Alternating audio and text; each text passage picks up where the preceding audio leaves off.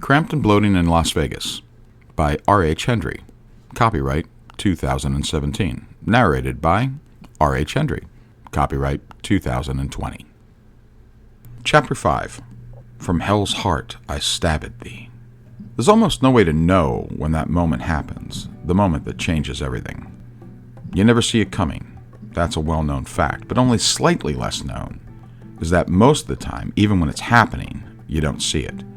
A few moments later, you get it widescreen, but while you're in it, you have no fucking clue. This was actually worse than that. I had been aware of everything that was going on for hours, yet unable to make a sound, utter a word, or move a muscle. It was like that zombie drug from the Wes Craven movie, The Serpent and the Rainbow. I was completely aware of the long drive south to New Mexico.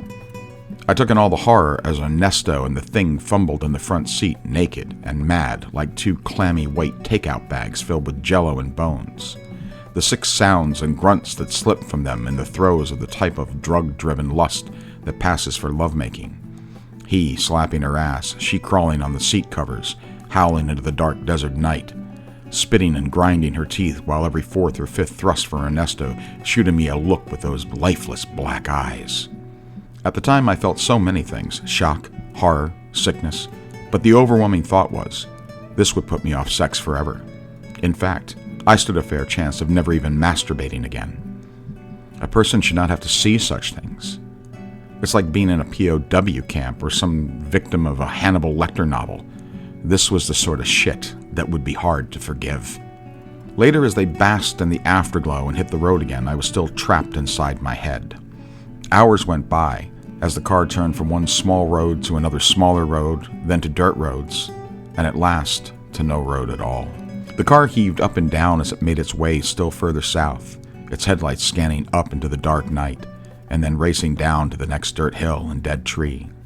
I started to plot to kill them. I would take my time. No quick blow to the head or high-speed projectile for them. They would have to go at a snail's pace. Suddenly, the car was not alone.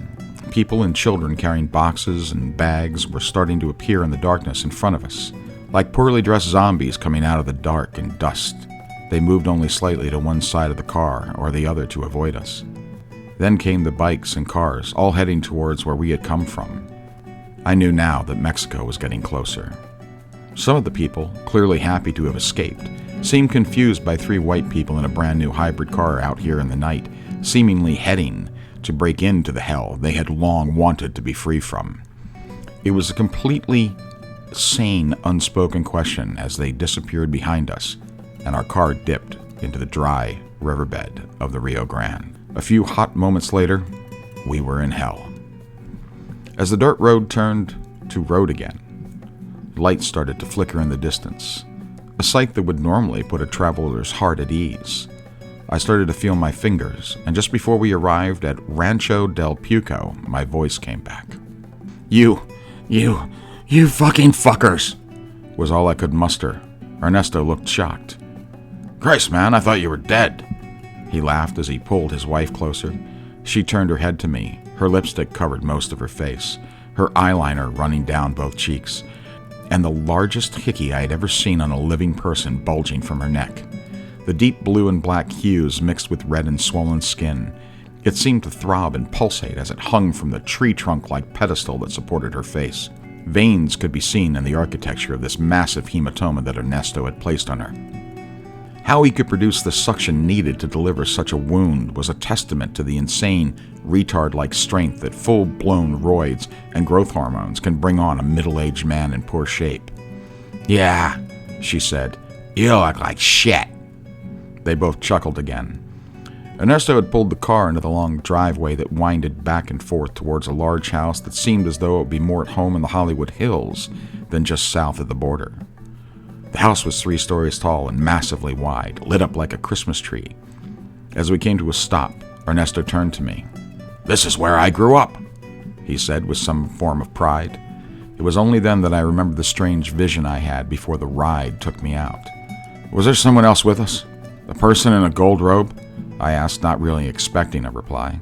Yeah, Ernesto offered as he got out of the car naked from the waist down, followed by the Hulk. It's in the trunk. What a freak.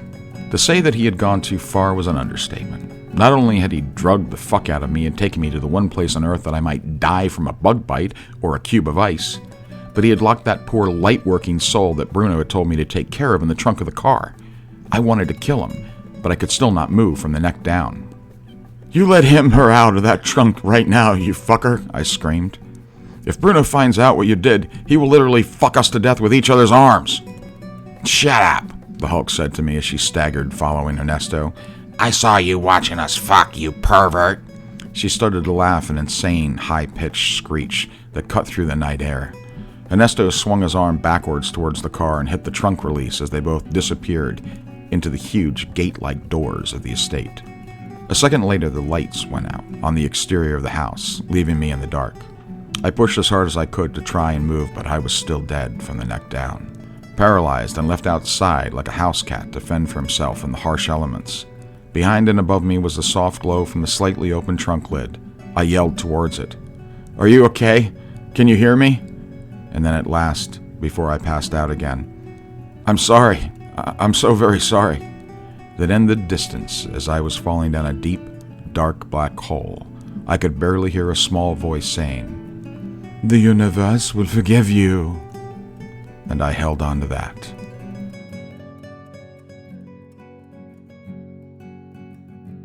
Chapter 6. Curiouser and curiouser, Alice cried. And much like poor Alice, I too was down the rabbit hole and had found myself in Wonderland.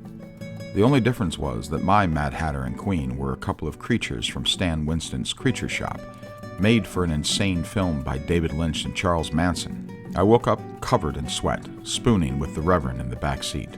All around the back seat and floor were used condoms, flowers, and half-burnt incense sticks. We were both naked. The foul stench of sex and patchouli oil filled my nostrils. The Reverend was cooing in his/her sleep. What the fuck had happened? How the hell could this have occurred? The only thing I could hold on to here in the total panic was that I was Big Spoon. Whatever sick and twisted acts might have occurred filled my mind, poking at my sanity, ripping at my reality. All I could hold on to was I was Big Spoon. It was a slim and sad consolation, but I held on to it. I pushed myself back from it, peeling my skin from the Reverend's back flesh and crawling off the seat and over the boiling trunk lid, falling out of the hard dirt ground. My naked, sunburned body hurt everywhere, and I was still scrambling to find something to cover myself with. I located my pants and shirt in a ball in the back seat. I quickly put them on. Then I remembered that Bruno had told me that the Reverend should not be out in the sun, and I found the gold robe and covered him/her with it. She/he moved slightly as the robe covered him/her, and I prayed that she/he would not wake up. Mercifully, I managed to get away from the car and under the porch roof, out from the blazing hot Mexican sun. The door was open, so I let myself in.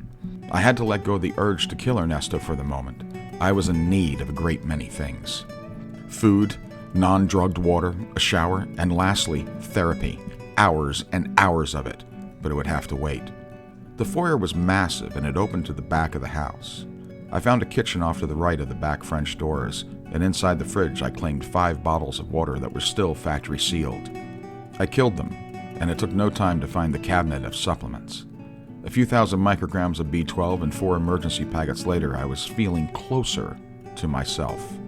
I had intended to find a shower next, but the view from the back of the house opened to this huge vista overlooking what seemed like a strip mining hole, the massive crater-like area just off the back of the house that seemed to be 60 feet deep and 2 football fields wide.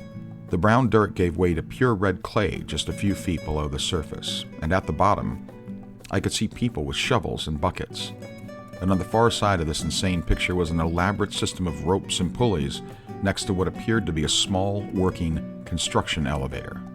All the signs of a mining operation, only I had no idea what they were mining.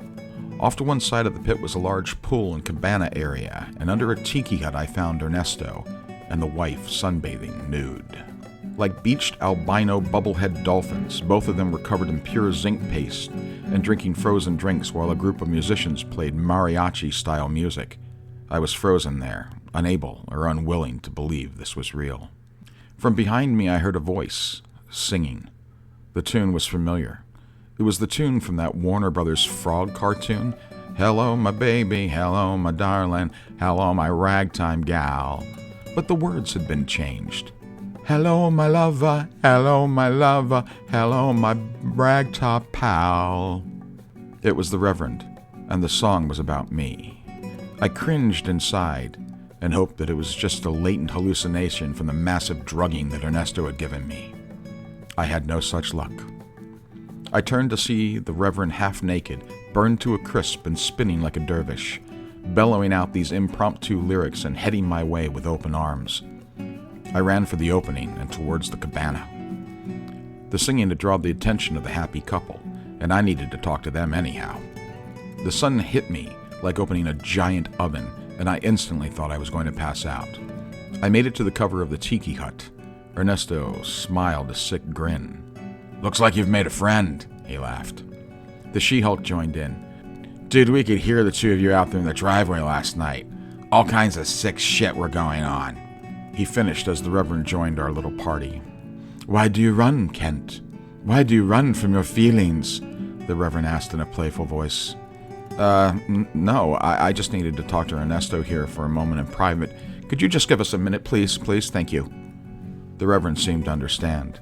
I was just holding on by a fucking thin thread here. The Reverend went to the bar and ordered a Shirley Temple. I turned to Ernesto. "Look, this has been a lot of fun, but if you could just point me in the direction of north or a town or any fucking where but here, I'll be on my way." "Why bother? You can stay here as long as you want to. Live the good life here in Mexico with us." He was not getting the point at all. "Yeah, look, I need to get back. I can forgive all that's happened. It'll be hard, but I can do it. I'm willing, even at some level, to admit that some of this might be my fault. But I just want to go home." I stopped, feeling helpless and at his mercy. "Well, suit yourself. I have a shipment going out tonight. You can catch a ride back to L.A. He was acting almost normal, and while I did not want to upset him, I clearly had to know what he was talking about. A shipment of what? Just what the fuck are you doing here? Ernesto smiled and stood up, waving his flabby arm towards the pit. This is my bentonite clay mine. I'm the largest illegal exporter of clay in Mexico." Oh, of course he was. Like everything else, this made no fucking sense at all. Had he never heard of NAFTA? Ernesto continued as he walked to the end of the deck to get a better view of his kingdom of dirt. "Here on my father's land, I have discovered I was rich in clay. I began trucking it to the States, and since then I've worked my way up to 3 plane loads 3 times a week." He sounded like a documentary on PBS. "Under the cover of night and below the radar, we ship massive amounts of bentonite to spas, health food stores, and manufacturers via a vast network of Hispanic, Mexican, and South American colon therapists, all working in concert to heal the skin and clean the bowels of the West." His voice rose at the end as he whipped open his arms in a ta-da sort of motion. I was stunned. It was the most batshit thing I'd ever seen. This flabby, naked, crazy man filled with pride and self-importance about smuggling clay. And what was that thing about the West? He sounded like a spy from a Cold War novel. Behind us, the Reverend was petting the head of the shortest guitar player, and the She-Hulk was clapping at Ernesto's performance. The sun was blinding and burning, and I was too spent to argue. I just needed to know when the plane was coming. "So, when do I catch that ride?" I asked. "I'll have to see what the weight is going out tonight. The shit is so heavy that sometimes we do not even have space for the pilot. Plus, I can only get around 99 cents a pound, and the flight and the man hours make it so it's about $45 per shipment for 400 pounds. Still, it's a lot of cash for Mexico." "So, for 100 flights, you make about $4,500, I asked. "Yes, but in pesos, it's a fortune," he said with pride. He was the world's dumbest smuggler. I should not have been surprised. Yet, this level of stupid was transcendent, even for him. He had reached some kind of singularity of stupid, an epoch of idiocy, not to mention the brilliant irony of using bentonite clay from Mexico to help the bowels. Mexico, the place most known for dysentery and the birthplace of cuisine that invokes the hot shits after every meal. I knew then I was going to be writing a very different story if I ever made it back alive. I forged on, trying to get any information I could from this. "So, what time tonight will you know?" "In about an hour. The plane will be here. We've been having some trouble getting flights. The drug dealers are mad for me hogging all the planes. We've had death threats. But my vision of a clean colon world will not be stopped." I sat on the closest bar stool and grabbed the Reverend's drink. I was fucked. I knew it now. I was never getting out of here. I would spend the rest of my life here with these people, a mad colon freak, an abducted she-troll, and a gender-fluid stage 12 new age he-she clinger, adrift in a sea of pathos and cursed to be the only one that knew it was demented. I searched my mind to find the words to describe how doomed and fucked I was. I was killing the last of the drink when the glass shattered in my hand. "Ooh, my baby is so strong," the Reverend cooed, but I was not even gripping the drink that hard. A second later, the wood from the bar seemed to splinter up from the surface, and that's when I knew what the sounds were. It was gunfire, and it was raining all around us. The Hulk rolled off her lounge chair and fell flat on the ground. Her zinc-covered skin made a slapping sound on the wood deck. She was making all kinds of strange sounds of terror, but she could not get up. Like a turtle on its back, her arms and legs spinning and thrusting outward in motions that could not possibly help her situation. Ernesto jumped behind the bar for cover, screaming for someone to get his guns. I grabbed the Reverend and hit the deck. Bullets whistled around my head and face. They seemed to come from everywhere. I dared to glance upward, and I saw a small plane, what looked like a dive, coming right for us. Light was flashing from the sides of the cockpit. "It's the cartel!" Ernesto yelled. I hugged the ground as tight as I could. The Reverend was babbling and crying, groping at me to come closer. I felt something warm and wet under me, and for a moment I thought I'd been hit, when the Reverend grabbed my head and pulled me close to her face. "I've got something to tell you, my sweet," the Reverend whispered. "I've piddled myself." At that moment, time froze. I watched as long red streaks flashed across the sky into the plane. The explosion was brilliant. The gunfire stopped, and the sky above us was now filled with only the sounds of helicopters. Ernesto jumped to his feet and yelled. "We're saved! It's the DEA! It's the DEA!" he repeated over and over again. "How the hell does that help us? What's the Drug Enforcement Agency got to do with Clay operation?" I yelled over the sound of the blades cutting through the air as they landed 3 helicopters. No, the Dimacious Earth Alliance! They are my friends!" At this point, I had no choice but to believe him. I got up and dusted myself off. My shirt was wet with the Reverend's piddle, but I was alive. Out of one of the helicopters, a large frame unfolded. I knew at once it was my editor, Bruno. He lumbered over the open field and was standing next to us in a hot second. He pulled a blanket out of his pocket and covered the Reverend and then turned to me in anger. "I told you to keep her out of the sunlight." He pulled the Reverend close to him and walked away. "You're fired, Kent," he yelled as he helped the Reverend into the chopper, and as fast as they had arrived, they were gone. Chapter 7. Aftermath. Ernesto was standing now close to me.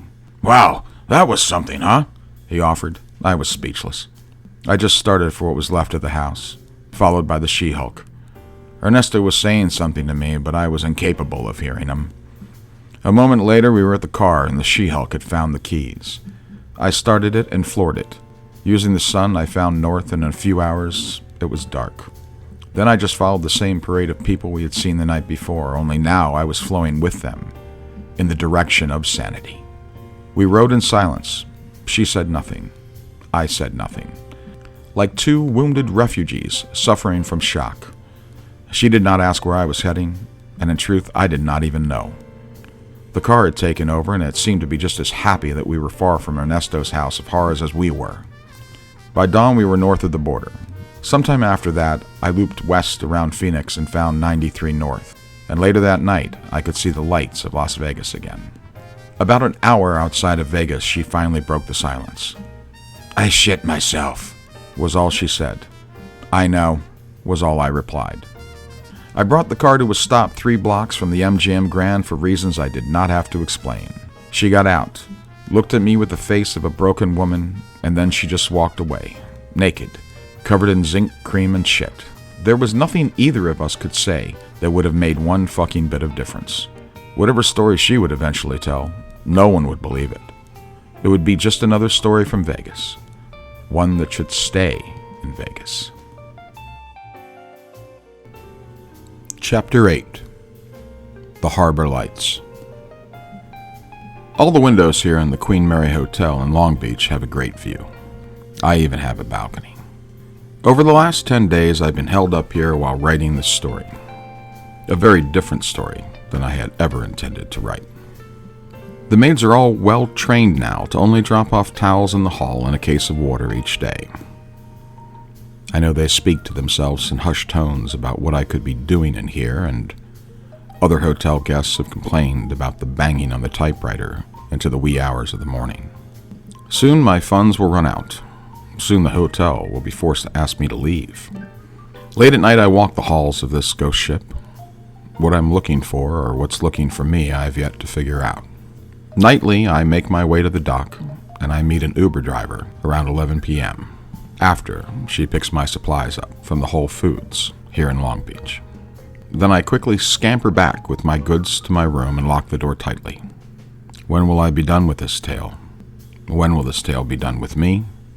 No one can say. Shocked and moved by the story the Reverend told him, Bruno finally came around and gave me funds for 2 weeks sabbatical to get the story.